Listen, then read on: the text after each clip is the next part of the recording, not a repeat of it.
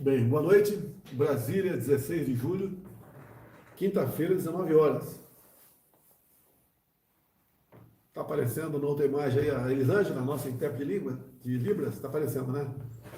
Então, fizemos uma modificação aqui, porque já que eu estou contaminado ainda, segundo o exame de anteontem, estou afastado aqui da intérprete de línguas. Semana passada eu não esteve presente. Vou dizer que eu levei uma bronca da primeira-dama, né? Então, a primeira-dama, devidamente, de forma correta, me advertiu porque tinha que ter intérprete de língua. Concordo, na semana passada não deu para fazer isso aí, ela não podia ficar do meu lado, porque eu não estou infectado ainda. Espero, se Deus quiser, ficar livre aí nos próximos dias com mais um exame aqui. Bem, será uma live também um pouco rápida, eu peço desculpas por isso, sempre é bom ter alguém do meu lado para ter o contraditório, tocar em outros assuntos, e ter alguém especialista do meu lado, né? Como eu gostaria que tivesse hoje o nosso ministro da Infraestrutura, o nosso capitão Tarcísio. Tá? Vamos ver se a semana que vem, se eu estiver bem, ele comparece aqui. Se bem que eu confesso até, ele estaria muito bem estar do meu lado hoje aqui, o Ricardo Salles, do Meio Ambiente, ou então o Evaristo Miranda, que está na Embrapa, é um homem profundo conhecedor da região amazônica, ele é da Embrapa, então seria uma pessoa excepcional para conversar com você. Então, peço até, está aqui a Rádio Jovem Pan, o pessoal está nos assistindo, eu gostaria que vocês convidassem o Evaristo Miranda para falar sobre queimadas, Amazônia, as questões ambientais de maneira geral, reserva legal, uma coisa que só existe no Brasil, porque essa guerra da informação não é fácil, né? E nós temos problemas, porque o Brasil é uma potência no agronegócio. A Europa, lá é uma seita ambiental lá. Eles não preservaram nada do seu meio ambiente, praticamente nada. Quase não soube falar em reflorestamento na região, mas o tempo todo atiram em cima de nós. E de forma injusta, porque é uma briga comercial também, tá? No passado havia um interesse enorme pela região amazônica e hoje em dia há interesse em todo o Brasil. Então nós somos bombardeados 24 horas por dia, exatamente. Não é porque nós estamos perdendo a guerra da informação, é que parte da mídia, ou grande parte da mídia, aproveita o momento para criticar o governo. Tá? Como se em governos anteriores tivesse uma maravilha a questão ambiental no Brasil. Ouso dizer, e é uma verdade, né? Na média de focos de calor e queimadas, que é uma diferença grande entre uma coisa e outra, o Brasil, nós estamos abaixo da média dos últimos anos. Então, não é que a gente está indo bem. Tem coisa para fazer? Tem, mas não é esse trauma todo, essa celeuma toda que fazem contra o Brasil nessa questão aqui. Então, sobre alertas de calor que existe, né, por parte do INPE, 90% já acontece em áreas já. Acabar, você não vai acabar nunca. Por outro lado também, o indígena, né, que é o nativo, o caboclo, o ribeirinho, ele faz constantemente isso na sua região onde ele mora. E quando se fala em Amazônia Legal, se não me engano, são 9 estados, tá? 9 estados, e uma parte desses estados, a grande parte deles é floresta. Agora, a outra parte, menor, não é floresta, é cerrado. Onde é a região da floresta amazônica e existe homem legalmente na terra, 80% é reserva legal. Não se pode fazer nada, não se faz. E nós perdemos há poucos dias aqui, caducou a medida provisória 910, estou com o Naban auxiliando aqui do lado aqui, a 910 que visava a legalização fundiária. Ou seja, hoje tem terra que o cara está lá, ele sabe que está lá, todo ano ele pratica queimadas, sabemos disso. Se é legal ou não é legal, você muitas vezes não sabe, não tem como saber isso daí. Mas se tivéssemos como regularizar essa área dele, a medida provisória caducou, porque a esquerda ainda tem uma força muito grande dentro do parlamento, né? E digo mais, ela caducou porque faltou entrar em votação. Se tivesse entrado em votação, teria sido aprovada essa medida provisória.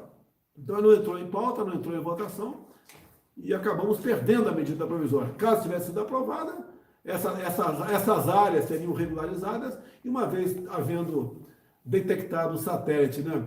Foco de calor ou queimada, seja o que for, você teria como saber rapidamente se foi dentro da reserva legal ou não e quem é o dono daquela área. E daí você puniria essa pessoa sem problema nenhum. Enquanto isso não acontece, pressão da esquerda, que tem, apesar de ter diminuído muito a bancada da esquerda no Brasil, PT, PCdoB e PSOL juntos, basicamente esses partidos, junta muitas vezes a rede, PDT, e tem poder de, junto ao pleno da Câmara, junto à mesa da Câmara, a não botar em votação isso aí. Então nós somos o tempo todo acusados, né, injustamente, de maltratar o meio ambiente no Brasil. E parte da imprensa publica mentiras a respeito disso. A imprensa de fora retransmite isso, que republica isso lá fora, em especial na Europa, e lá, como disse, né, a questão ambiental é tido como uma seita. Daí publica uma matéria lá criticando o Brasil, da imprensa, essa mesma imprensa, que publicou mentiras, né, fraudou números, tá certo? Republica aquilo de fora para criticar o governo. Vai ficar ameaçando o tempo todo, o governo merece um impeachment, não trata do meio ambiente. E deixo bem claro aqui, de novo aqui, né? 90% desses focos de calor são em áreas já desmatadas. Não é novo incêndio, não. Tá? 5% em terras indígenas. É o índio que faz isso aí. Tanto é que nós estamos assinando um decreto. Quer dizer, não assinei ainda, né? Está previsto assinar um decreto não permitindo a queimadas no Brasil todo por 4 meses. Agora eu te pergunto, será que eu sei que está fora dessa proibição aqui, o índio, o caboclo, tá certo? Mas no mais, esse pequeno homem que está lá no interiorzão do Brasil, desse Brasilzão aí enorme que nós temos pela frente, ele vai ter acesso ao decreto? Não, como é que ele vai cultivar alguma coisa? Se ele não cultivar esse ano, não tem o que comer ano que vem. É mais um problema que vamos ter pela frente.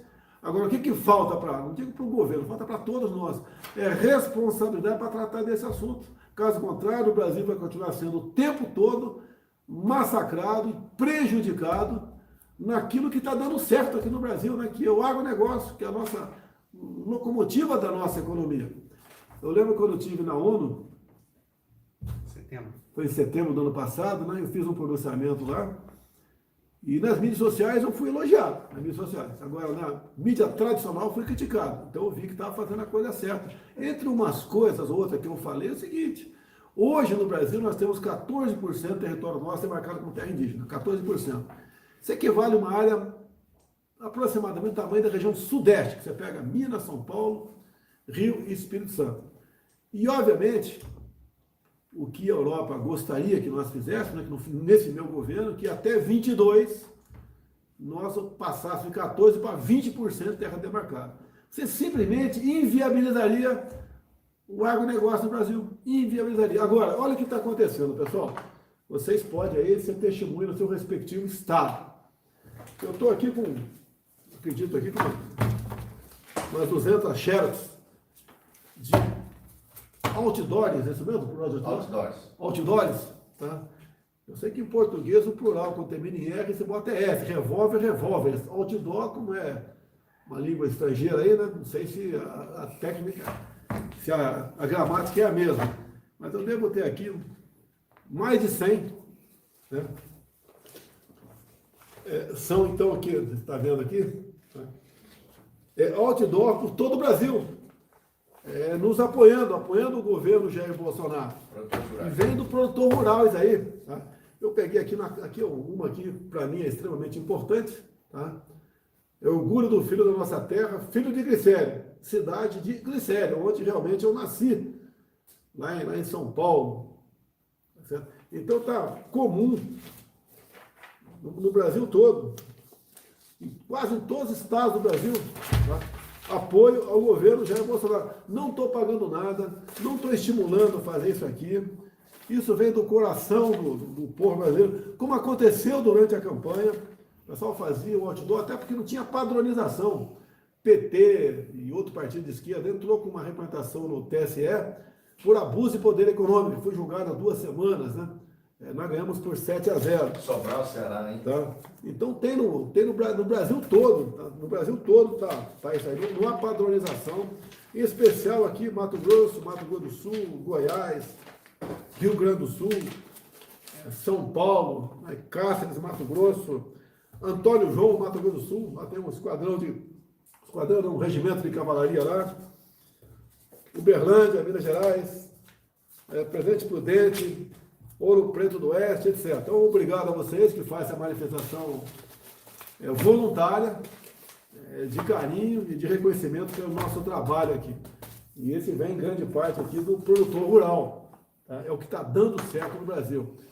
Deixo claro também que aproximadamente 4 meses nós trocamos aí o presidente do Porto de Santos, tá?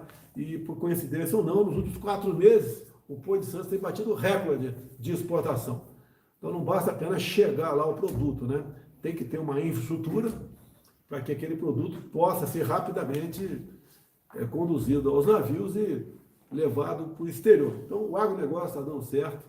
Agora, como está dando certo, o pessoal atira, ninguém taca pedra em árvores que não dê fruto, né? E o agronegócio está sendo muito bom para o Brasil. Não teve desemprego, o pessoal trabalhou no campo, diferentemente da cidade, onde muitos governadores e prefeitos resolveram partir para o lockdown, tá? Fecharam. Quem vai dizer que eles estavam certos ou não vai ser história. Agora, a realidade. Vocês lembram? Quando eu falava que lá atrás, né, que nós tínhamos 2 problemas para resolver. É a questão da vida, né? Manutenção da vida e manutenção de emprego, que as coisas são casadas. O que a grande parte da mídia fazia o tempo todo? Batia em mim. Né? O que muita gente nas mídias sociais me fazia, eu até parei de ver por um tempo, publicar a matéria, mas nem lia comentário, era o pessoal dizendo, né? Vida você não recupera, economia sim. Olha, ninguém quer que morra ninguém, por doença nenhuma, né? A minha mãe está com 93 anos de idade, eu gostaria que ela vivesse muito tempo ainda, mas sabemos que a pessoa com essa idade, qualquer problema que chegue, né, pode se complicar bastante a vida dessa pessoa. Agora, os números vão dizer brevemente, tem aumentado o número de suicídio pelo desemprego, depressão, outras doenças, gente que tem problemas mais variados de saúde, não vai no hospital de medo do vírus. Então esses números começam a aparecer. Tá? E agora, né, começa aqui a imprensa a mostrar aquilo que eu falava lá atrás. Só que quando se falava lá atrás, não estava na onda, não estava no politicamente correto. Tá? Ser sozinho contra a maré não é fácil. E o pessoal dizia também, né? Oh, ele está sozinho, o único líder mundial que fala sobre isso, e me adjetivava tudo quanto é coisa. Então temos aqui agora, vamos lá. Está aqui na CNN, a própria imprensa. Tá certo aqui, ó? Aqui, ó. Eu vou arredondar números aqui, né? 70% dos brasileiros cortaram gastos na pandemia. Se cortou gasto, deixou de comprar alguma coisa, alguém deixou de vender outra. Reflexo na economia. Segundo a pesquisa também, 70% afirmam ter medo do desemprego. Olha, eu tive em Araguari, né? Araguari, Minas Gerais, questão de 3 ou 4 semanas. Tive no posto, a Polícia Rodoviária Federal, fiquei umas 2 horas ali conversando com o pessoal. O povo começou a chegar do lado da pista também. A imprensa bateu em mim também, que estava fazendo aglomeração, etc. Tá? E ali um agente falou para mim que o número de atropelamentos tinha aumentado por 3 na pista nos últimos 2 meses. Eu falei, mas por quê? Né? Daí falaram, o que nós achamos por atropelamento é suicídio. Não estou comprovando isso, mas o nosso sentimento pela conversa com a família, que poderia, isso aí com toda certeza, é suicídio. O elemento perde emprego. É casado, com filho, né? Se perder o emprego, não tem outro. O informal, inclusive, o que vivia de bico, né, de vender aí churrasquinho de gato, vender um chá na praia, um mate dentro da praia, vender um picolé numa arquibancada de estádio de futebol, perdeu emprego. Tá? E imagina o sufoco dessas pessoas, querendo vender, trabalhar, produzir. Além de não ter mercado, ele é punido por alguns governadores e prefeitos, com multa, com prisão. Olha Olha que situação que nós chegamos, certo? E aí vão aparecendo os problemas. Cada um com a sua responsabilidade. Não estou culpando ninguém de nada. Está aqui a matéria. Estou simplesmente colocando para fora a matéria da imprensa. CNN. 4 em cada 10 empresas fecharam devido à pandemia. 4 em cada 10 empresas fecharam. Quer dizer, não vão reabrir mais. Tá? Pode até reabrir. Tá? Mas vai ter que começar do zero novamente. De 1,3 milhão de negócios, 99% era de pequeno porte. Então, aquele cara que tinha 1, 2, 3 empregados, 99%, quase todo mundo. Se você for levar em conta aqui, arredondando números, tá? Arredondando, por favor. 1,3 milhão, em média a 4, vai dar quase por volta de 5 milhões de empregos formais perdido aqui para essa empresa que fecharam. 5 milhões de formais. Olha o problema que nós vamos ter pela frente. Tá certo? Agora, vamos preservar a vida? Sim. Agora, repito, quero repetir aqui, me desculpa quem está assistindo aqui, repetir. Quando resolveram lá atrás partir para o achatamento da curva, você lembra do ministro Mandetta, né? Vamos achatar a curva. Ele falava na reunião de ministro, né? Caminhões do exército vão pegar corpos nas ruas. Semeando um pânico no Brasil. A grande mídia também dando uma força muito grande tocante aí. O objetivo da achatar a curva, qual é que era? Que o Brasil se preparasse de modo que os hospitais pudessem atender os infectados. Não tinha vacina, não tínhamos e não temos vacina ainda, e não temos nenhum remédio comprovado cientificamente ainda. Não temos ainda cientificamente comprovado. Então o objetivo era esse. Hoje nós estamos vendo que em vários estados está sobrando leito, graças a Deus, né? Então tem que começar a abrir, poxa. Tem que começar a abrir. Porque a crise por falta de emprego, morte, suicídio, depressão, está aí, está chegando. Olha, qualquer um chefe tem que decidir. Eu aprendi na carreira militar que pior que uma decisão mal tomada é uma indecisão. Tem que decidir. Tomar cuidado, sim. Olha o estudo americano aqui do prefeito, onde? O governador de Nova York. Quanto por cento? 60? 85. Hã? 85. 85% dos contaminados estavam em casa. Eles foram contaminados por parentes, estavam em casa. Então houve uma neurose no tocante a isso aí. Ninguém disse que ninguém ia morrer por causa do coronavírus. Tanto que ia como está morrendo, infelizmente. Agora, alguns acham que tinha como diminuir o número de óbitos. Diminuir como? Tá? Todos dizem, são unânimes, em que pelo menos 70% da população vai ser infectada. Devemos tomar cuidado com quê? Os mais velhos, que têm doenças, comorbidades. Tá? Mas mais cedo ou mais tarde, esse idoso também não está livre de ser contaminado pelo vírus. Essa é uma realidade. Não é que a gente vai abrir, né? Vamos fazer um carnaval que não tem problema nenhum. Não é isso. Até porque lá atrás, antes do carnaval, o governo federal tinha falado desse problema, antes do carnaval. Resolveram correr frouxo, que afinal de contas, grana para o Estado, né? Em especial aqueles mais voltados para o carnaval. Aí a consequência está aí. Agora, o que acontece? Não podemos continuar sufocando a economia. Dá para entender que a falta de salário, a falta de emprego mata. E mata mais que o próprio vírus. Será que está difícil? Será que eu estou errando falar isso daí? Eu tenho que ter mais responsabilidade, do modo que eu estou tendo.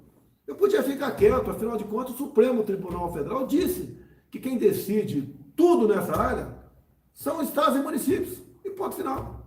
Ainda tem estado, eu pedi para a saúde levantar, que está proibindo a tal da cloroquina. A hidroxicloroquina está proibindo. Se não tem alternativa, por que proibir? Não tem comprovação científica que seja eficaz. Mas também não tem comprovação científica que não tem comprovação eficaz. Nem que não tem, nem que tem. Agora é uma realidade. Tem muita gente, quando toma, como o meu caso, no dia seguinte, estava bom. Foram embora os sintomas. Tá? E tem estudo da Ford, se não me engano, agora também, favorável à hidroxicloroquina. Por que negar? Não tem outra alternativa. Agora imagine daqui a algum tempo que vai ter a comprovação científica mais cedo ou mais tarde. Diga que a hidroxicloroquina é eficaz nesse caso. E aqueles que proibiram seus estados, proibiram seus municípios, usem esse aqui. Quantas mortes podiam ser evitadas? Também agora está aí, estão apresentando a Anitta, né? Não sou médico, não recomendo nada para ninguém, e o que eu recomendo é o seguinte: procura o médico. O que você está com um parente aí, um amigo, um idoso que está com sintoma, procura o médico. Doutor, aplica a hidroxicloroquina, ministra ou não? Ministra a Anitta ou não? O que o senhor recomenda? O médico vai falar alguma coisa, o médico pode falar, vai para casa e deite. E você decide. Você procura outro médico se quiser. O meu caso particular, tá? Eu de imediato, quando senti o sintoma na segunda-feira retrasada, peguei o médico da presidência, tem alguns médicos aqui, né, que não atende só eu não, tá? Atende centenas de pessoas, tá certo? E falei dos sintomas, qual a opinião dele? Falou, presidente, assina o termo de responsabilidade? Falei, não precisa assinar, não, é minha palavra, pô. Tá resolvida a parada. Tomei, por volta das 17 horas, às 5 da manhã eu tomei outra dose, tá? Era 8 da manhã, eu estava sem problema nenhum. A pequena febre, enjoo, mal-estar, sonolência, cansaço, praticamente acabou no dia seguinte. Então nós temos um problema pela frente, que não tem um tratamento eficaz ainda, e pintou a tal da hidroxicloroquina, que alguns estão falando que eu estou sendo garoto propaganda dessa aqui. Não sou garoto propaganda de nada, não estou estimulando ninguém a tomar nada, mas estou orientando, procurar um médico e ver o que ele acha disso aqui. E você decide, então, se o médico diz que você pode tomar, isso é conhecido como off-label, né? É um tratamento off-label, fora da bula. Você assina o termo de responsabilidade e toma. Agora, tem que tomar no início. Né? Tinha um protocolo anterior, o seu Mandetta, tá certo? Que só podia ministrar hidroxicloroquina em paciente grave. E grave nós sabemos que não funciona. Teve um estudo lá em Manaus, eu acho que está sob investigação, aplicaram uma superdose em quem estava em estado grave. 100% de óbitos. Isso não é estudo, isso é...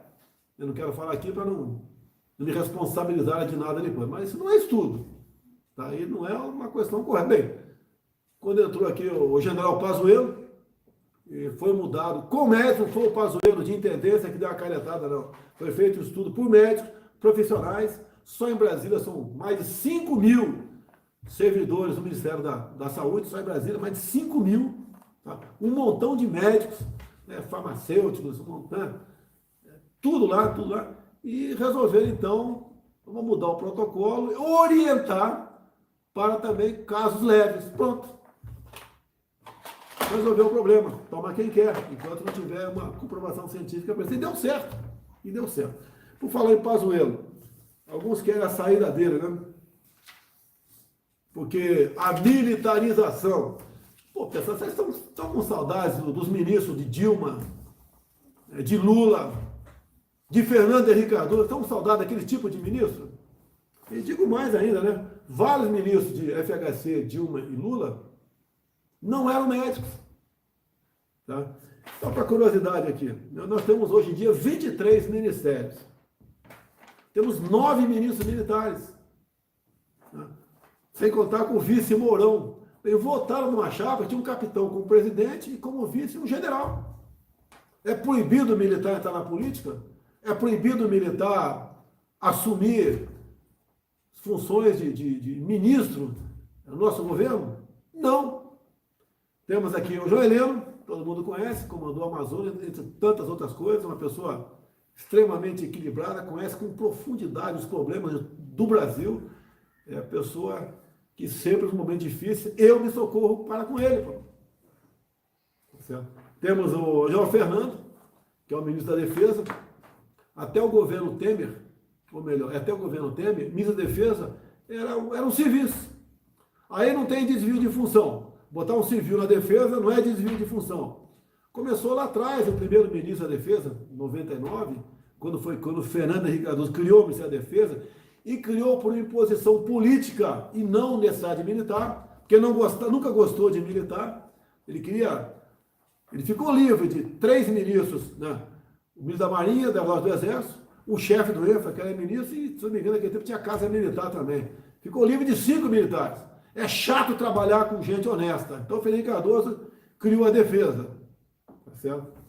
Então, o Temer começou, eu já dizia que ia colocar na defesa um oficial-general de 4 estrelas, o Temer começou botando o João Silvio Luna, que agora é o presidente da Itaipu Binacional.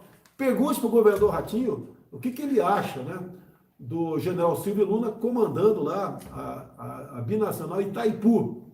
O que os prefeitos da região acham disso? Está fazendo um trabalho excepcional, investiu ano passado mais de 500 milhões de reais, cortando gastos em obra da região, duplicando rodovias, reformando presídios, estamos fazendo 2 pontes com o Paraguai, isso vai estimular mais o nosso comércio, ainda vai potencializar. Temos aqui o general Braga Neto, que foi interventor no Rio de Janeiro, num momento difícil do Estado do Rio de Janeiro, pegou aquela missão, ficou 1 ano como interventor, e agora está aqui como chefe da Casa Civil, e está fazendo um excelente trabalho. Temos aqui o Almirante Bento, militar também, ministro das Minas e Energia, fazendo um excepcional trabalho nessa área tão importante, né, que no passado pessoas não muito habilitadas ocupavam essa parte. A Dilma Rousseff foi ministra das Minas e Energia, não precisa falar mais nada. Temos aqui o Major Jorge, da Polícia Militar DF, que é o nosso secretário-geral. Temos o Capitão Tarcísio, formado pela Academia Militar das Agulhas Negras, formado pelo INE, concursado na Câmara. Tinha uma vaga só para a especialidade dele, prestou concurso, foi aprovado pela Câmara. E atualmente nosso ministro da infraestrutura. Foi um trabalho excepcional. Tem a seu comando aí, né? Além da malha viária, fazer um trabalho excepcional tocante à ferrovia no Brasil. Estamos ressuscitando ferrovia no Brasil. O ano que vem vai estar pronto aí a ferrovia Norte-Sul, faltava 1.500 quilômetros de trilho, até o ano que vem termina. O ano passado tive em Goiás assinando esse contrato com a empresa, presente também o governador Caiado naquele momento, tá certo? O Tarcísio tem fazendo o possível. Uma parte desses trabalhos são feitos por unidade de engenharia do Exército Brasileiro. Temos o Capitão Wagner, que é da Controladoria Geral da União, fez da academia também, concursado para a CGU. Esse é alguém que temos o João Ramos também, que esse é meu amigo desde 1973. Né? E coloquei lá também por ser um amigo, sim. Alguém quer que eu bote inimigo lá. Né? E devagar, né, ele tinha uma experiência de 3 anos de assessora parlamentar, deu umas caneladas no começo e hoje em dia faz um trabalho excepcional junto à Câmara e o Senado Federal. Não vamos dizer que é militar, né, mas o Levi, que está lá na AGU, é do Colégio Militar de Porto Alegre. O nosso também prezado aqui, Paulo Guedes, é do Colégio Militar de Porto Alegre. Então nós temos 9 ministros militares, 10 cursaram o Colégio Militar, e o que tomou posse hoje, por coincidência, espero que não trate como militar, se bem que não tem problema nenhum, não há demérito nenhum, o nosso ministro Milton Ribeiro fez um CPR, de onde? São Paulo. São Paulo. Está dormindo aí, Cid? Não, senhor. Está com sono, Cid? Você não é fé, não, Cid? Pô, vou te mandar para a piscina, hein? Você tem condições. Olha a infantaria tomando conta aqui dos ministérios do Brasil aqui, né? Então, Facebook 51 mil, Pigo nos Is 87 mil, YouTube 26 mil, Jovem Pan mais 19 mil, Foco do Brasil 9 mil, tem mais um também que alguém mandou falar aqui. Rádio Pampa também está no circuito aí. Então, quando acabar minha live aqui, vocês aí vão para essas outras redes aí, rádio, etc. Ver se os comentários estão bons ou não, né? Se for um comentário crítica, construtiva, legal, sem problema nenhum. Afinal de contas, se eu não quisesse ser criticado, não seria candidato a nada. Eu posso ser radialista, não quero ser radialista, não. Não vou tomar o lugar aqui deixa eu ver aqui, do pessoal da Jovem Pan, não, de jeito nenhum. Não quero tomar o lugar deles, não, porque são, até esses 4 que estão agora são excepcionais, né? Vamos lá, ajuda aí. Augusto Nunes, Fiuza, Vitor Brau e o Zé Maria. São excepcionais ali, tá certo? É o jornalismo com isenção. E parece que ser isento no jornalismo é ser bolsonarista. Não tem nada a ver, pô. Não tem nada a ver. Tá certo? Vamos lá? Tá acabando aqui. Jovem Pan, Elisângela está lá, está lá. ONU, está rolando, não tem mais nada não, acho que acabou. Bem, sancionamos ontem a medida provisória que tratava do Marco Civil do saneamento básico, né? Tivemos alguns vetos, um dos vetos do artigo 16 foi muito importante, espero que o Congresso mantenha o veto, que permite as estatais, né, sem licitação, ficar por até mais 30 anos nessa área. Eu não vou generalizar, a gente sabe que essa área aí é uma área problemática em muitos estados e municípios, né? Então a iniciativa privada é muito bem-vinda. Agora, se tivesse dando certo o setor público nessa área, não teríamos 100 milhões de pessoas no Brasil sem esgoto e 35 milhões sem água potável. A gente espera que, não a curto prazo, mas daqui a 10, 15 anos, praticamente esse problema seja próximo de zero, né? Os problemas próximos de zero. A gente espera isso aí. Há uma esperança muito grande, segundo o Paulo Guedes, podemos ter de 500 bilhões a 700 bilhões de reais de investimento nessa área no Brasil. Pergunta aí. Alguma coisa mais aí? Perguntas? Pô, pergunta? Vou abrir, Augusto Nunes, você que é o mais antigo, aí, vou abrir uma exceção. Eu não gosto de responder pergunta não, porque a deturpação não por parte de vocês, né? Que está aí um pessoal daquela mídia tradicional de sempre, esperando uma palavra errada nossa aí, né, para nos criticar. Mas, pô, não, abre a primeira pergunta aí. De quem é a primeira pergunta? Fiuza. É do Fiuza? Presidente, boa noite. Nós temos visto aí que, apesar de não haver comprovação da eficácia do lockdown, até porque tem contágio dentro da quarentena, alguns gestores e também a Justiça têm embargado, em algumas regiões, a reabertura das atividades. Temos ouvido também o discurso de que o país vai ter que conviver por muito tempo com o vírus. A pergunta é se o governo pretende voltar a discutir no Supremo Tribunal Federal a questão da liberdade da população. Gostar, o Fiuza, de rediscutir, eu gostaria. Tá?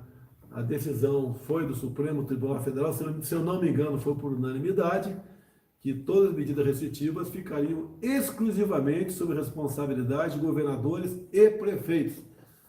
A nossa participação é basicamente mandar recursos para estados e municípios. Isso nós fizemos. O país que, levando-se em conta, obviamente, o nosso orçamento, foi o país que mais investiu nessa área. Gostaria, sim, de o governo poder participar, tá? Opinar, sugerir. Mas, quando você dá poder para alguém, ninguém quer abrir mão, né? Então, não fomos procurados por governadores, nem prefeitos, para discutir esse assunto. Agora, prefeito, muitas vezes, ele queria abrir, mas tinha um decreto do governador, então ele ficou amarrado.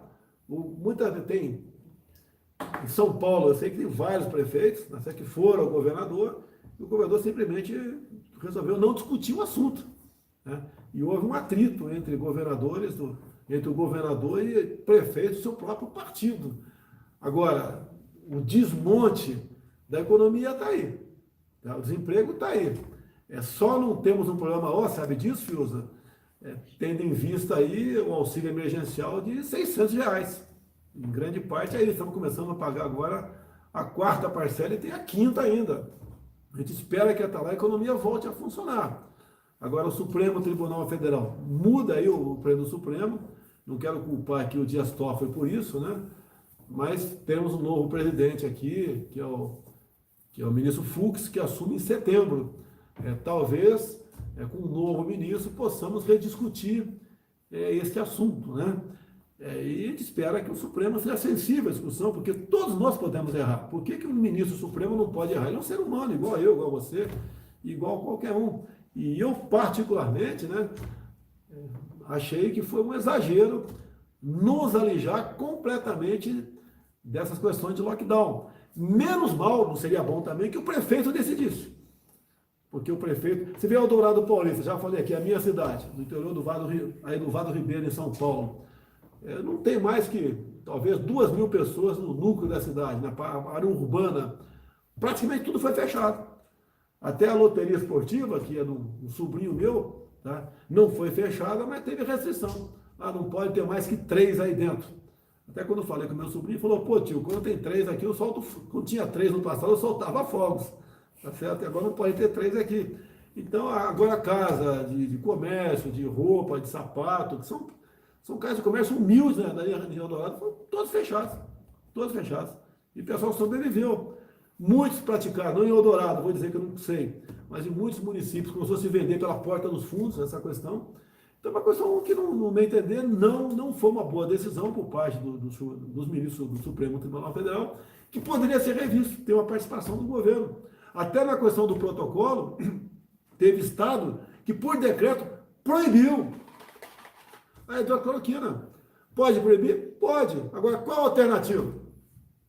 Não apresentou alternativa. Então, teve, não custa nada relembrar, tem prefeito que algemou a mulher em praça pública. Lá no Rio de Janeiro, por exemplo, o pessoal, mulheres sendo presas na praia. Falam que a vitamina D ajuda a combater o vírus. Como é que você vai conseguir a vitamina D se você não tomar o sol? Então a praia tinha que ser até, talvez até estimulado, né? Aí, e não proibir, dessa forma radical. Agora, o que aconteceu no começo? Vamos saber, Fiuza, porque talvez chegue mais informações para mim do que para você, né? Eu sou ligado 24 horas por dia, inclusive que você não seja não, tá certo? Mas talvez a minha fonte de informação seja menor do que a tua. Quando começou esse pânico do vírus, tá? Tinha gente do estado X que ligava para o pessoal do governo do estado e falava, olha, o estado vizinho fechou, não vai fechar aqui também? Então, tem governador que se viu pressionado a fechar tudo. Teve estado como Santa Catarina. Um absurdo que fizeram lá nessa questão do fecha tudo, um absurdo. Um absurdo. Tá certo? E assim foi quase no Brasil todo. E sempre avisava lá atrás, temos 2 ondas, né? É a vida, a questão da vida, que tem que tomar cuidado, sim, né? E todo mundo sabia disso também, mas não era divulgado que 80% da população, uma vez contraindo o vírus, nem ia saber que contraiu. Tendo em vista a idade, a sua condição física, como a minha, que foi muito criticada no passado, né? Ele é atleta. Eu fui atleta, pô, sempre cuidei do meu corpo, caminhando, nadando de vez em quando, praticando a caça submarina, que é o de esporte que sobrou para mim, dada a minha idade. Tomei cuidado, né, da maneira do possível, mas não fiquei com aquele pânico. Um dia vai chegar o vírus, agora ou mais tarde. Na minha casa aqui, ninguém está com o vírus. Uma irmã da minha esposa está com o vírus. Tá certo? Ela não está. Ela está preocupada, obviamente. Mas já falei, mais cedo ou mais tarde tu vai pegar, pô. Não tem como, né? Dificilmente vai ficar livre disso. Agora se prepara. Se prepara. Tá? E não entra em pânico, a vida continua. Não podemos destruir muita coisa por um vírus que está aí. E ninguém dizia no passado que essas medidas restritivas, né, ia evitar você pegar. Não. Ia fazer que fosse pegar mais tarde, para que não houvesse uma vez pessoas contaminadas, né, congestionando hospitais. O governo federal fez a sua parte, né? Se gastou hoje em dia com tudo isso, tomando tudo, né, quase R$1 trilhão. Tá? Agora, lockdown, a história vai dizer quem agiu corretamente ou não, e quem estimulou o pânico ou não no Brasil. E se vai ter responsabilidade, não sei. Desculpa aí, Fiuza, gostei de interagir contigo, mas acho que cheguei no meu limite aí. Um abraço. Quer outro aí? Augusto Nunes. Augusto Nunes, ó. Grupo de risco, Augusto Nunes, vamos lá. Presidente, boa noite. Presidente, o que é que muda nas relações entre Brasil e Estados Unidos se o atual presidente Trump não for reeleito? Augusto, vamos lá, o que eu tenho a dizer sobre isso aí? Eu cheguei no Congresso, na Câmara, em 1991. Tá? Tivemos pela frente aí, tive Collor, Itamar, Sarney foi lá atrás, Lula, Dilma. Né? O Brasil, desde praticamente do FHC para cá, tratava os norte-americanos como inimigos, quase como inimigos, né? Como opressores, imperialistas, certo? Não havia um entrosamento. O entrosamento aqui, com o FHC, né, com Lula e Dilma, era basicamente aqui na América do Sul. E ditaduras no mundo todo, né? Cuba, ditaduras africanas. Aqui, um amor, né? Com a Venezuela, né? Com países bolivarianos. Né? O americano, obviamente, nos tratava aí como uma pessoa sem muita importância. A importância geopolítica do Brasil é enorme. As suas riquezas são incomensuráveis. Né? Bem, com a nossa chegada, eu já falei durante a campanha que ia me aproximar de países melhores do que nós. Tá certo? Até o... Não vou falar aqui para dar problema, né? Vou dar um exemplo aqui para dar problema. Não vou falar o exemplo aqui porque você está impedido de fazer comparações, de citar certos exemplos, porque tudo é preconceito, né? Então, não vou evitar falar. Então, nós temos que nos aproximar de gente, né? Não vamos abandonar aqui na América do Sul ninguém, praticamente, né? Na África, se for possível, fazer negócio com todo mundo, sem problema, mas vamos nos aproximar desses países. Na pré-campanha, eu tive com o Onyx Lorenzoni no Japão, na Coreia do Sul, Taiwan, tá? Fui com meus 3 filhos, e tem umas imagens bacanas, ficamos lá no Japão, ficamos num hotel lá que, num quarto, acho que era 3x2, 4 homens dormindo, imagine, né? Imagina de vez em quando o cheiro à noite no quarto, né? Tudo bem, tá certo? Vamos ver como é que funcionava lá, dar uma olhada, tá certo? E tive nos Estados Unidos também, tá? Inclusive num encontro que eu tive do Brasil Comércio, Brasil Estados Unidos, Câmara Brasil, Israel também, Brasil Estado do Comércio, na plateia eu olhei e fiquei meio preocupado, estava Zélia Cardoso de Matos, né? De Mello, Zélia Cardoso de Mello ouvindo uma palavra, quem diria, a Zélia ouviu eu falar de economia, eu que não manjo, não manjo nada de economia, tá? Eu sou técnico de time de futebol, quem joga bola é o time aí, quem joga bola no lugar da economia é o Paulo Guedes, a turma dele, tá certo? E procurei, sim, tá? Durante a campanha, reconhecendo o meu lugar, dando o recado nos Estados Unidos, num evento militar, num evento lá, numa palestra que eu dei lá no local lá, foi tocado o hino brasileiro, o hino nacional, prestei continência à bandeira dos Estados Unidos, continência só de respeito, fui criticado aqui no Brasil, tá certo?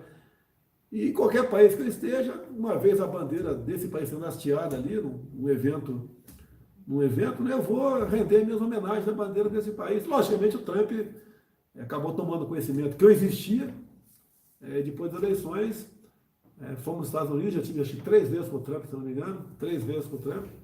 Conversamos muita coisa, umas foram abertas, outras não estão fechadas até hoje. Conseguimos alguma coisa. O Brasil hoje é um grande aliado do ex-OTAN, um acordo aqui feito com a defesa do ministro Fernando Azevedo. Tá? Estamos aproximando sim dos Estados Unidos cada vez mais. A campanha teve Israel também. Tá? Agora também espero, né, que eu espero, é minha torcida aqui, eu não vou interferir em nada, nem posso, nem tenho como, que o Trump seja reeleito. Eu acompanho a política americana, acompanho na Argentina também, olha como é que está na Argentina aqui, eu torci pelo Macri, olha como é que está a Argentina aí. O pessoal queria mudança, mudou. Tudo pode mudar, né? Para melhor ou para pior. E optaram pela demagogia, pela mentira de sempre.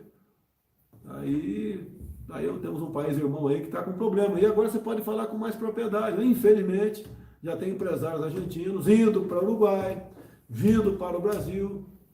Tá? Porque lá começou aquela política normal.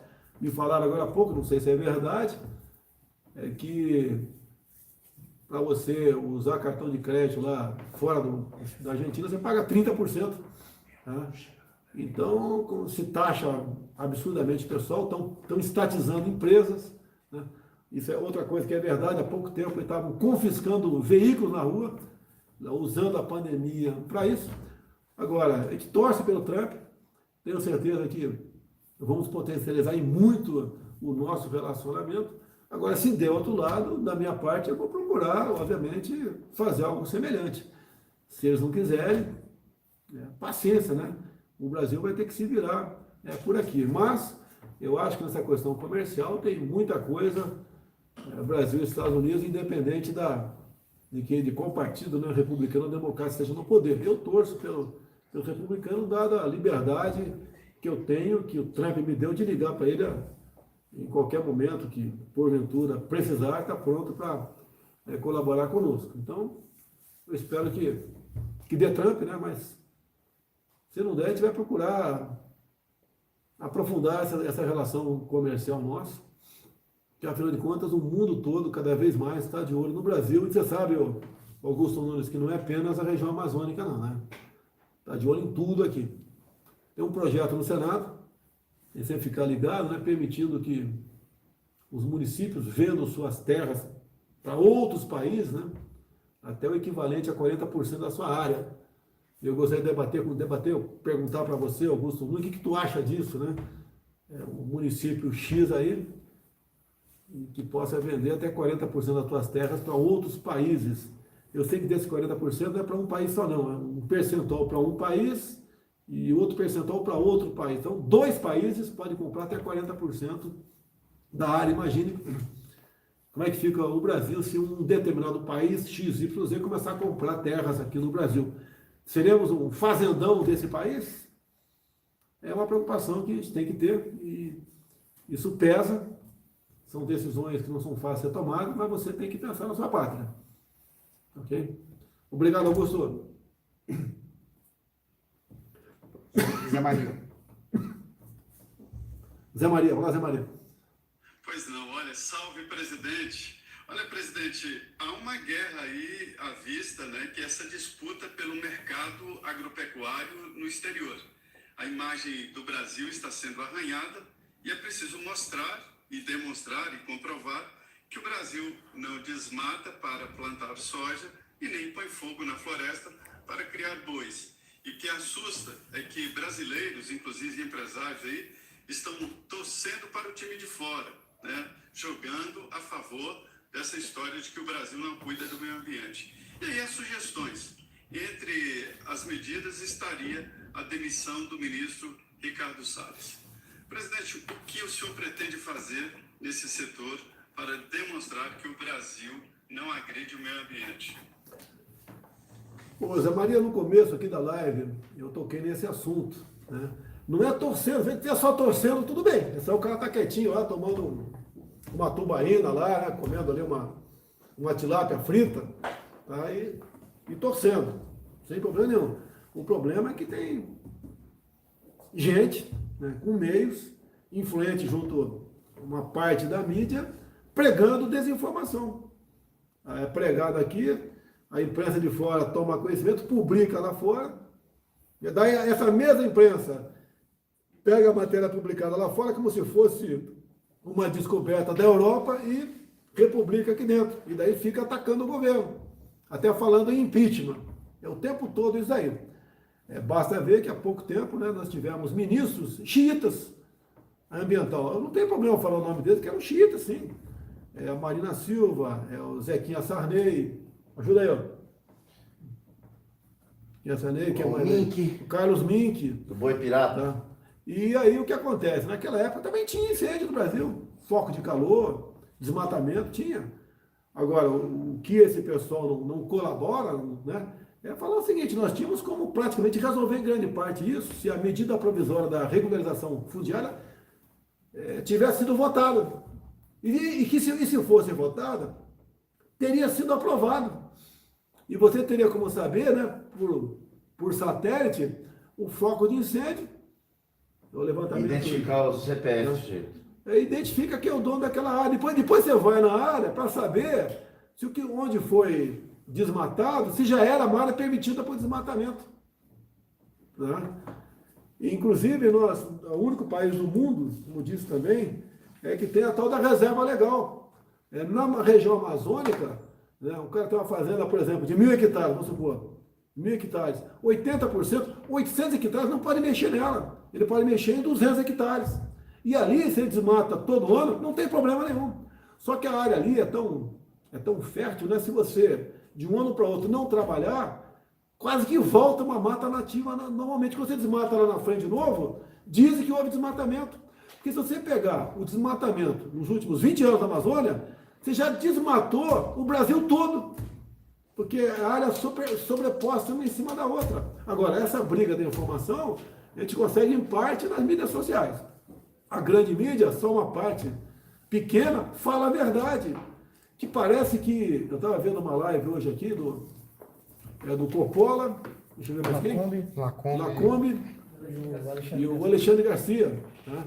É quando o cara fala a verdade, ele falou e tem razão, quando se fala a verdade, aquilo passa a ser politicamente incorreto. Você não pode falar a verdade das coisas, tem que estar naquela onda sempre a criticar. E quando se fala, por exemplo, de desmatamento, região amazônica, eu não sei o certo aqui, mas quase 60% aí do Brasil tá ali na Amazônia Legal, pô. Como é que você vai tomar conta de uma área enorme como essa? Agora, uma outra mentira. A floresta nossa é úmida, não pega fogo. O que pega fogo é na periferia. Agora, está dentro da Amazônia Legal, está ali o Pará, que é responsável por 40% das queimadas, e muitas queimadas na mesma área todo ano, né? E pega também mais o norte de Mato Grosso, parte de Rondônia. Tá? Se não tivesse a Amazônia Legal, esses 3 estados aí, o número de foco de incêndio estaria lá embaixo. Agora, estamos fazendo o possível? Sim. O vice-presidente da República, o general Mourão, tá certo? Ele é o chefe, o comandante aí do Conselho da Amazônia. Temos GLO, Garantia da Lei e da Ordem Ambiental, não tínhamos recurso. Hoje entramos com um pedido de recurso junto ao Congresso Nacional, o pessoal começou a trabalhar. Agora, mesmo assim, pelo tamanho da região, tá certo? É difícil você conter tudo isso aí. E uma parte considerável das pessoas que desmatam, né, havendo no mesmo lugar até, tá certo? E toca fogo no mesmo lugar, é o indígena, é o caboclo. Se você proibir, nesse decreto nosso, previsto para estar assinado, ainda não assinei, vou dar uma olhada no decreto ainda, se você proibir esses caras de tocar fogo, vamos supor até que chegue o decreto lá, né? Uma coisa é chegar o decreto lá, né? O nego fala que só basta botar no papel, está resolvido. Se ele não fizer a sua agricultura tradicional ali, ele não tem que comer ano que vem. Se não tocar fogo agora, não vai comer ano que vem. E mais um problema vamos ter, esses caras vão morrer de fome, pô. Eles vão viver da caça. Respondi não? Ajuda aí, respondi? Perguntou do Salles. O Salles.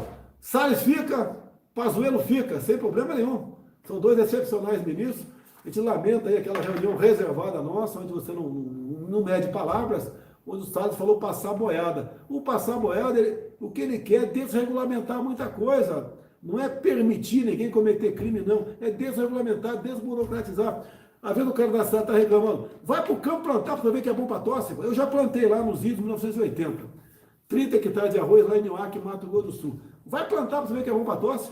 É muito fácil o cara estar no ar-condicionado, né? Fazendo um churrasquinho na churrasqueira elétrica, tomando aí sua tubaína, vou falar cerveja, vou me criticar, né? Tomando uma tubaína, né? E criticar o cara que está no campo, que trabalha de domingo a domingo. Não tem tempo ruim para ele. Quando o tempo está ruim, que ele não pode trabalhar, ele perde a produção.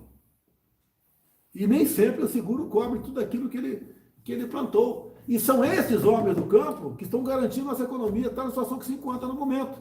Garantindo aí por 4 meses consecutivos do Porto de Santos para ter recorde de exportação de produtos que vêm do campo. Tá certo?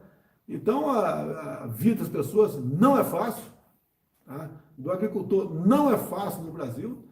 Eu lembro lá atrás, quando eu era garoto, né, quando se ganhava na loteria esportiva, na Federal, como meu pai dizia, você queria sempre comprar uma terra. Hoje em dia o cara pensa 2 vezes em comprar uma terra. Se bem que muita coisa mudou. Durante a pré-campanha eu falei que queria fundir os Ministérios do Meio Ambiente e Agricultura. Tem uma aceitação muito boa no primeiro momento junto ao homem do campo. Com o passar do tempo, tomamos conhecimento que seria um ministério muito pesado para uma pessoa só. E em comum acordo, resolvemos manter aí os 2 ministérios. Né? E você pega o Ministério agora da Agricultura. Quem é que está lá? Tereza Cristina, deputada federal do Democratas de Mato Grosso do Sul. Olha o trabalho que essa senhora faz, é inacreditável. Né? Eu queria até botar um apelido nela, mas ela pode não gostar. Eu ia botar formiga atômica nela, que ela realmente é excepcional. No mundo todo, ela abre mercado para o Brasil. Estamos exportando cada vez mais para o mundo todo. Nós alimentamos o agronegócio mais de 1 bilhão de pessoas. Quer coisa melhor do que isso? Né? E quando tivemos no mundo árabe, eles passaram se direcionar para importar coisa nossa, para não depender apenas de um país. Como é que pode um país que a agricultura é incipiente, né? Tendo em vista condições climáticas e do solo também, depender apenas de um país? Então estão abrindo mercado para conosco. A Índia abriu mercado conosco. Mais 49 países. Então nós temos, segundo o NABAN aqui, 49 países abriram, né, comércio conosco. Estão na frente a Tereza Cristina, que foi indicada pela bancada ruralista. Muita gente fala, você não pode botar deputado como ministro. Então, vamos tirar a Tereza Cristina de lá. E outra, por que votaram em mim? Eu era deputado também. Tá certo? Então, não sei se eu respondi aqui. Respondeu. Respondi aqui. Ricardo Salles fica, a não sei que ele queira sair. Outra história, né? Para mim, está fazendo um excepcional trabalho.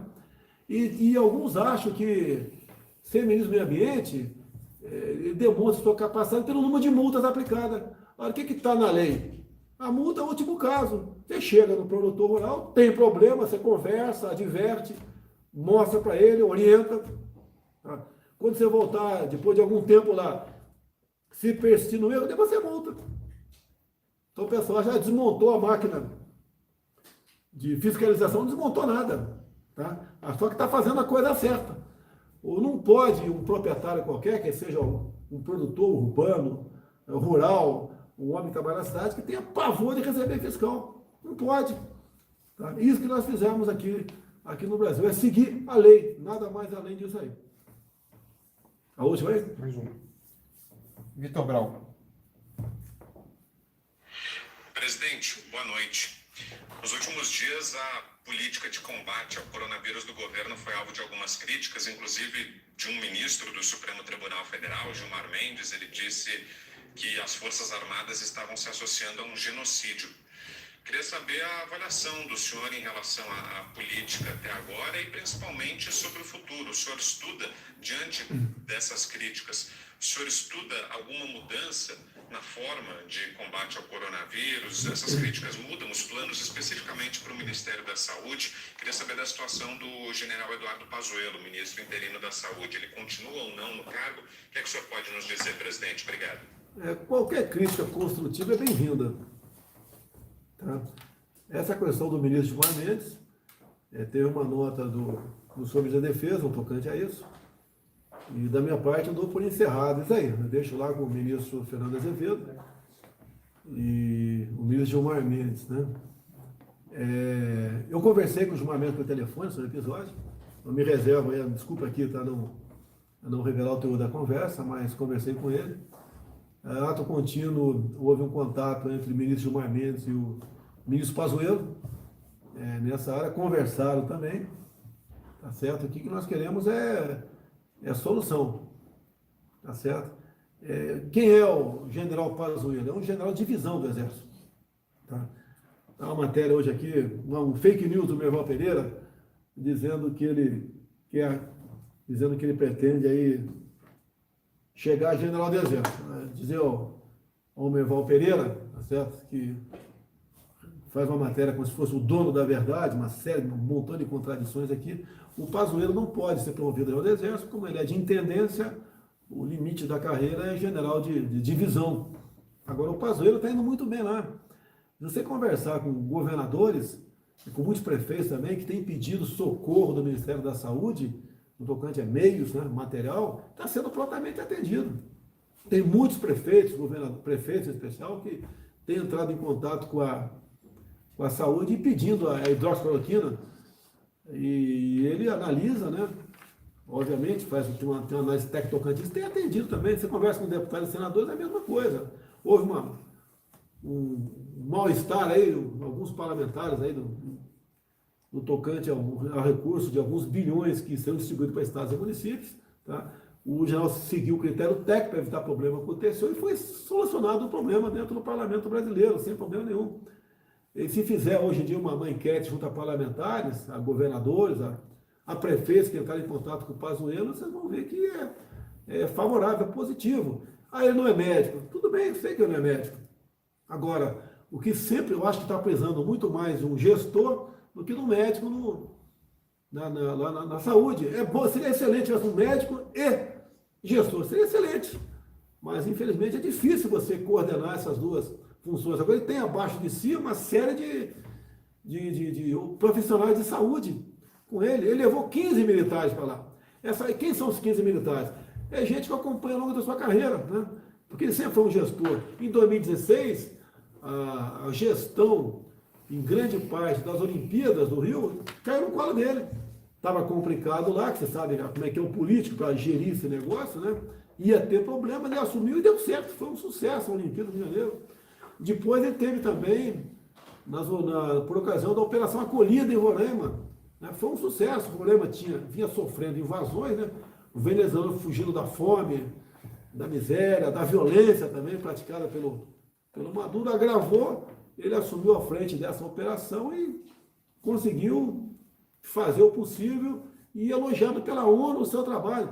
Ele também, como interventor lá de Roraima, ele foi secretário de Economia, Fazenda, Economia, tá certo? E fez um excelente trabalho lá no governo de Roraima, se não me engano, antes mesmo do Denário assumir. E uma parte do Denário também foi um trabalho excepcional. Então, uma pessoa certa no lugar certo. Você pode ver, quem perguntou isso aí foi o Brown? Vitor Brau. O Brown, olha só, Brown. Eu quero que apontem, se tiver, obviamente, né, desvios, desmandos, arbitrariedades em qualquer ministério. Daí a gente chama o ministro, conversa, que por vezes até o ministro não sabe, e resolve esse assunto. Agora, essa história de desmilitarização, não. Isso aí não... inclusive, se você fizer uma pesquisa perante a opinião pública, né, os militares são muito bem avaliados aqui enquanto ministros. Se bem que temos excelentes ministros aqui civis, como falei, Tereza Cristina. O garoto aí, o Marcelo Avantoni, faz um brilhante trabalho no tocando turismo. Deu azar, né? A questão do vírus deu azar, mas estava fazendo excepcional trabalho lá. O próprio Ricardo Salles, tá? O nosso ministro aí, o André, da Justiça, é um ministro que trabalha em silêncio, extremamente competente, um orgulho para o Vado Ribeira, cidade de Miracatu, São Paulo, um trabalho excepcional. O Levi também, que está agora na AGU, também trabalha em silêncio. Alguns querem que ele seja mais agressivo. O trabalho do advogado é buscar solução, não é aparecer dando canelada, gritando, não é esse. O Levi faz um trabalho muito bom também. Me ajude mais o nome de outros ministros, porventura eu não citei o pessoal aí, pô. Hã? Ministro O Ernesto. Ernesto, vira mexe, fala que o Ernesto vai sair das relações exteriores. Um cara excepcional, o Ernesto, excepcional. Tá? Tudo que eu converso com ele, parece que ele é meu irmão gêmeo, que se acerta perfeitamente. Se ele tem que sair, eu tenho que sair também. Então, um trabalho excepcional. Olha o trabalho da Damares, meu Deus do céu. É um ministério, se você tomar conhecimento dos problemas que tem, o Ministério da Mulher, Família e Direitos Humanos. É só problema dali, e a Damares leva aquilo com uma maestria excepcional. Tá certo? O próprio Onix, lá na Cidadania também, é um ministério enorme, trata do Bolsa Família. Olha o Ministério do Desenvolvimento Regional, do nosso Rogério Marinho. Tá? Eu tinha uma série de atividade com ele esses dias, eu não pude ir por causa do vírus, na região do Nordeste em especial. Tive com ele concluindo uma obra que começou lá atrás. Né? Gastou 3 vezes mais o previsto, não chegou ao seu finalmente concluindo. Nós estamos concluindo obras. A ordem que eu dei para os ministros é concluir obras. Aquele ramal lá do Ceará, né? Atender, Jati, né?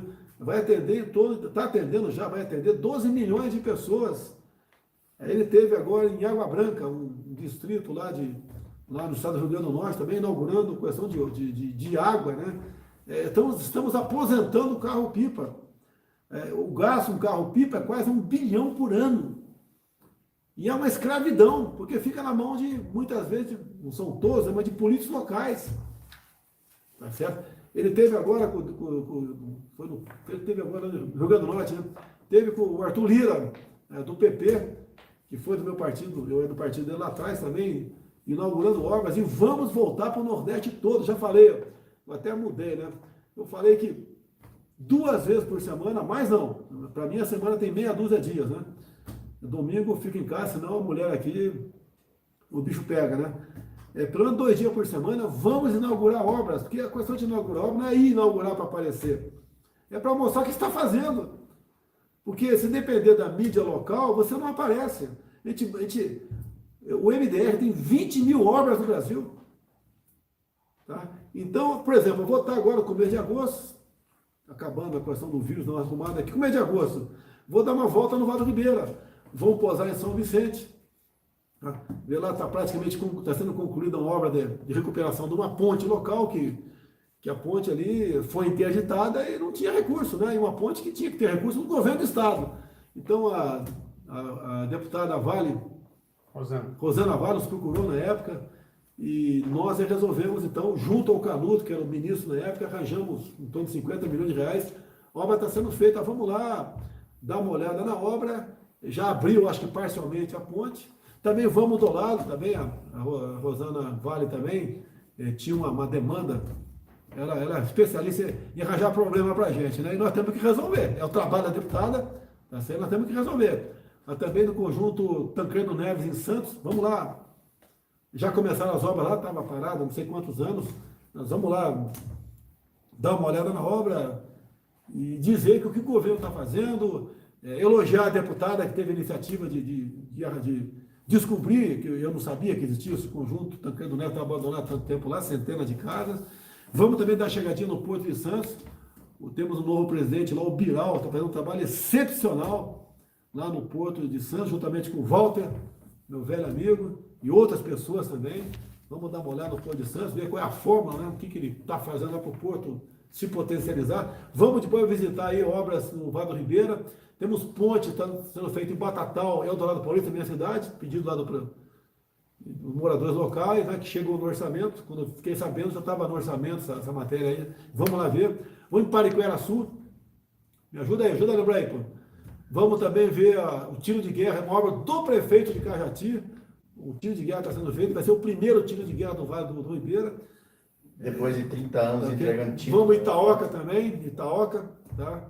Pernotar em Eldorado Paulista, visitar minha mãe que está com 93 anos, com todo o cuidado do mundo, que ela é um tremendo grupo de risco, né?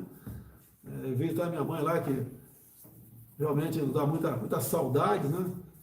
E depois, aquela cidade que voltava pelo caminho, Cid, qualquer, Cid, que o sargento lá me atendeu e bateu o telefone na minha cara 2 vezes. Itapira. Itapiraí.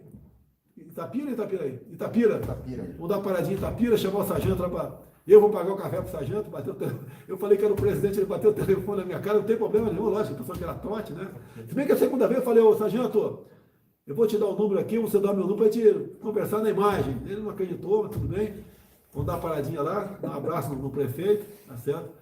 Vários municípios do Vale do Ribeira, via o deputado Dávila, né, fizeram pedidos para respiradores para o Ministério da Saúde, que o pessoal, todo mundo pede. O Ministério da Saúde não atende pedido de político, ele analisa o pedido político, como várias cidades do Vale do Ribeira, né, analisaram o pedido ali do Frederico Dávila, que é deputado estadual, e o Ministério da Saúde entra em contato com a saúde local, em havendo necessidade, vão os respiradores para lá.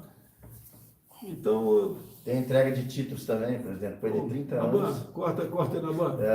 Nós vamos começar a entregar título da reforma agrária, né? Isso aí. Aqui, brevemente. Voltar em 2 grandes cidades, Sinop e Sorriso. Mato Grosso? Mato Grosso. Tem muito outdoor lá. Muito obrigado, pessoal de Sinop. Vamos lá. Vou também começar uma colheita de algodão lá em Sinop. Vai inaugurar, vai fazer o lançamento da colheita nacional de algodão. Colheita nacional de algodão. Esse é Nova Biratã. Vamos estar presentes aí, se Deus quiser. E vamos levar esse Brasil para frente. Nós temos tudo para dar certo. Temos um problema seríssimo pela frente, a destruição de empregos. É uma realidade. Vamos jogar pesado aí, vamos correr atrás. Parabéns à equipe econômica, está ajudando da maneira do possível aí, não só os informais, bem como empresas. Tá certo? E é isso aí, pessoal. Mais uma coisa? Tenente Amun, faleceu o ano passado. Eu visitei aqui um pracinha da Força Especial Brasileira, né? Tenente Amorim. Até fizeram muita imagem, etc. Ele vibrou com a nossa presença lá. Eu fui lá dar minha continência para ele. São os últimos heróis vivos que nós temos e o Tenente Amorim aqui do Distrito Federal faleceu. Eu logicamente não posso comparecer as suas últimas, render as suas últimas homenagens, dada a situação que me encontro no momento aqui. Então, a família do Tenente Amorim, que Deus aí conforte a vocês, e tenho certeza que Ele está junto ao Criador uma hora dessa aí, olhando por todos nós. Mais uma coisa? Pessoal, muito obrigado. Até a semana que vem. Sem vírus, hein? Até semana que vem. Não, desliga não. Já que estão falando de fazer propaganda, vamos fazer propaganda mesmo. Mas não é propaganda não, tem que procurar um médico, hein? Hidroxicloroquina e Anitta aí, pessoal. Tá ok?